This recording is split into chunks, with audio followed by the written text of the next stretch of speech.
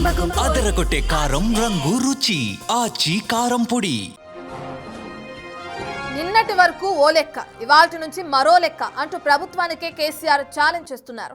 ఇకపై పార్టీ కార్యక్రమాలను దగ్గరుండి చూసుకుంటానంటున్నారు. బీఆర్ఎస్ లో బలోపేతానికి కార్యాచరణ సిద్ధం చేసినట్టు తెలుస్తుంది.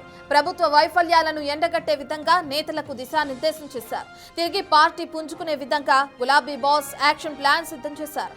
తెలంగాణ రైతులకు అన్యాయం జరుగుతుంటే చూస్తూ ఊరుకోమని కేసీఆర్ చెప్తున్నారు. స్వయంగా తానే రంగంలోకి దిగుతానంటూ మాస్ వార్నింగ్ ఇచ్చారు. మహబూబ్ నగర్, రంగారెడ్డి, నల్గొండ జిల్లాల్లో భారీ బహిరంగ సభలు ఏర్పాటు చేయనున్నారు. ఎంపీటీసీ, జడ్పీటీసీ ఎన్నికలు టార్గెట్ గా పనిచేయాలని నేతలకు కేసీఆర్ దిశానిర్దేశం చేశారు. ఇక ఎన్నికల అనంతరం గ్రామ స్థాయి కమిటీలు పార్టీ సభ్యత్వ నమోదుపై ఫోకస్ చేస్తారు.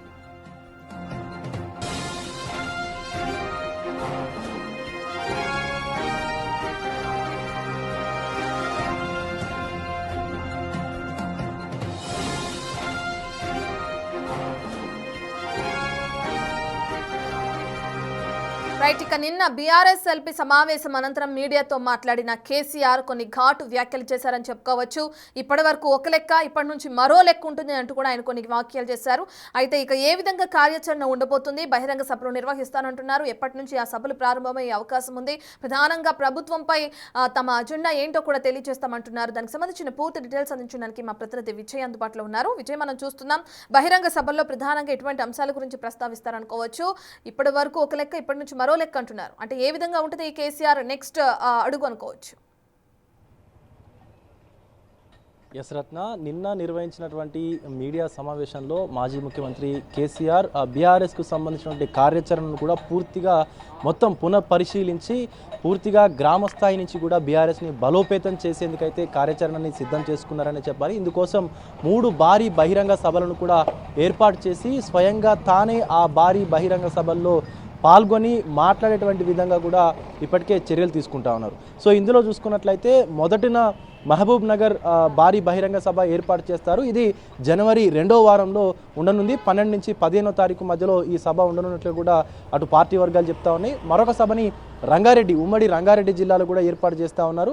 ఇది జనవరి 4వ వారంలో ఉండేటువంటి అవకాశం కూడా కనిపిస్తూ ఉంది. తర్వాత నల్గొండ సభను కూడా జనవరిలోనే నిర్వహించేటువంటి అవకాశం కనిపిస్తూ ఉంది. అయితే మొదటగా ముఖ్యంగా నిన్న ప్రెస్ మీట్లో మాట్లాడుకున్నటువంటి మాటలు ఒక్కసారి తీసుకున్నట్లయితే నిన్నటి వరకు ఒక లెక్క, ఈ రోజు నుంచి ఇంకొక లెక్క అంటూ కూడా కేసీఆర్ కొంత ఘాటు వార్నింగ్లు చేస్తున్నటువంటి సిచ్యువేషన్ కూడా మనం చూసాము. అయితే ఈ వ్యాఖ్యలన్నింటినీ కూడా రాజకీయ విశ్లేషకులు కూడా ఖచ్చితంగా ఒక మంచి పరిణామంగా అయితే చెప్తా ఉంటారు. ఎందుకంటే గతంలో కేసీఆర్ ఓటమికి గురైన తర్వాత 2023లో ఉన్నటువంటి ఎలక్షన్ల తర్వాత ఈ ఓటమికి అనంతరం కొంత మీడియాకు దూరంగా ఉంటూ వచ్చారు. అలాగే ప్రత్యక్ష రాజకీయాలకు కూడా దూరంగా ఉంటూ వచ్చారు. సో ఇప్పుడు తిరిగి కేసీఆర్ యాక్టివ్గా పాలిటిక్స్లో పాల్గొనడం అనేది ఒక మంచి పరిణామంగా చెప్పుకోవచ్చు అంటూ కూడా అటు రాజకీయ వర్గాలు కూడా అభిప్రాయపడతా ఉన్నాయి. సో దీనికోసం కేసీఆరే స్వయంగా కార్యాచరణను సిద్ధం చేసి ఇక నుండి ఈ భారీ బహిరంగ సభలతో పాటు ప్రజల్లోకి మరింత బలంగా వెళ్లేందుకైతే కార్యాచరణను సిద్ధం చేసుకున్నారని చెప్పాలి.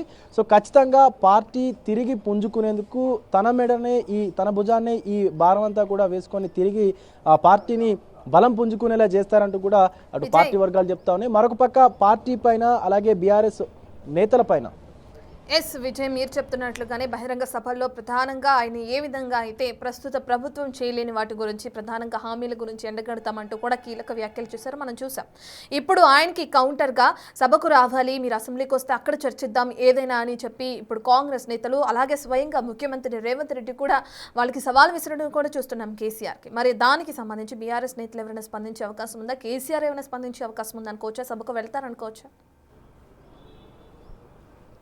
ఎస్, ఖచ్చితంగా రత్న. ఎందుకంటే గతంలో కేసీఆర్ మాట్లాడిన ప్రతి మాటకు కూడా కౌంటర్ ఇచ్చేందుకు ప్రభుత్వం నుంచి ప్రభుత్వ మంత్రులు కావచ్చు, ఎమ్మెల్యేలు కావచ్చు, ఈవెన్ ముఖ్యమంత్రి కూడా సిద్ధంగా ఉండేవారు. నిన్న జరిగినటువంటి ప్రెస్ మీట్ అనంతరం కూడా అటు ఇదే పరిణామం చోటు చేసుకుంది. ఇటు నీటిపారుదల శాఖ మంత్రి ఉత్తమ్ కుమార్ రెడ్డి కావచ్చు, లేకపోతే ఈవెన్ రాష్ట్ర ముఖ్యమంత్రి రేవంత్ రెడ్డి కూడా మాజీ ముఖ్యమంత్రి కేసీఆర్కు కౌంటర్గా అయితే ప్రెస్ మీట్లు నిర్వహించారు, చిట్చాట్లు కూడా పెట్టారు. సో ఇటు కేసీఆర్ పైన అలాగే గులాబీ పార్టీ పైన వచ్చినటువంటి ఆరోపణలు, విమర్శలు ఏవైతే ఉన్నాయో వాటిపైన ఖచ్చితంగా మేము బహిరంగంగానే స్పందిస్తామంటూ కూడా బీఆర్ఎస్ నేతలు చెప్తా ఉన్నారు. మరొక పక్క కేసీఆర్ ఈ ప్రెస్ మీట్లలో అలాగే ఆయన పార్టీ కార్యాలయంలో మాట్లాడడం కాదు, ఖచ్చితంగా ఇటు అసెంబ్లీకి వచ్చి మాట్లాడితే మేము కూడా స్వాగతిస్తామంటూ ఇటు రాష్ట్ర మంత్రులు కావచ్చు, ముఖ్యమంత్రి కూడా చెప్తా ఉన్నాడు. సో దీనిపైన కూడా ఇటు బీఆర్ఎస్ నాయకులు అయితే స్పందిస్తూ ఉన్నారు. ఖచ్చితంగా కేసీఆర్ రావాల్సినటువంటి అవసరం లేదు, మేము సరిపోతాం. అంటే ఇక్కడ ఉన్నటువంటి హైదరాబాద్లో ఉన్నటువంటి ఎమ్మెల్యేలు కావచ్చు, లేకపోతే మాజీ మంత్రులు హరీష్ రావు, కేటీఆర్లు కావచ్చు, సో మేము సరిపోతాము, ఆయన రావాల్సినటువంటి అవసరమే లేదు. ఒకవేళ ఆయన వస్తే కనుక ఖచ్చితంగా సమాధానం ఇవ్వడానికి సిద్ధంగా ఉన్నాడు అంటూ కూడా బీఆర్ఎస్ వర్గాలు చెప్తా ఉన్నాయి. సో మొత్తానికి ఎటకేలకు రానున్నటువంటి మున్ముందు రోజుల్లో బీఆర్ఎస్ను మరింత బలపరిచేందుకు ఇంకొక కొత్త కార్యాచరణను కూడా సిద్ధం చేస్తూ ఉన్నారు, కొత్త ప్లాన్ కూడా సిద్ధం చేస్తూ ఉన్నారని చెప్పాలి. అయితే గ్రామ స్థాయి నుంచి కూడా పార్టీని బలోపేతం చేసేందుకు ఈ జెడ్పీటీసీ, ఎంపీటీసీ ఎన్నికల అనంతరం సభ్యత్వ నమోదు కార్యక్రమాన్ని కూడా చేపట్టేందుకు బీఆర్ఎస్ పార్టీ అయితే యోచిస్తున్నట్లుగా కూడా కొంత సమాచారం అయితే మనకు అందుతూ ఉంది. దానిపైన కూడా ఫోకస్ అయితే పెట్టింది. సో మొత్తానికి తిరిగి ప్రజల్లోకి మళ్ళీ మాజీ ముఖ్యమంత్రి కేసీఆర్ అయితే వస్తూ ఉన్నారు. సో దీని పట్ల అటు గులాబీ పార్టీ శ్రేణులు, ఆ పార్టీకి సంబంధించినటువంటి పార్టీ కార్యకర్తలు కావచ్చు, సెకండ్ లెవెల్ క్యాడర్ కావచ్చు, కొంత ఆశాభావం కూడా వ్యక్తం చేస్తున్నారు, కొంత సంతోషం కూడా వాళ్ళలో కనిపిస్తూ ఉంది మనకు. Ratnam. Right, thank you Vijay.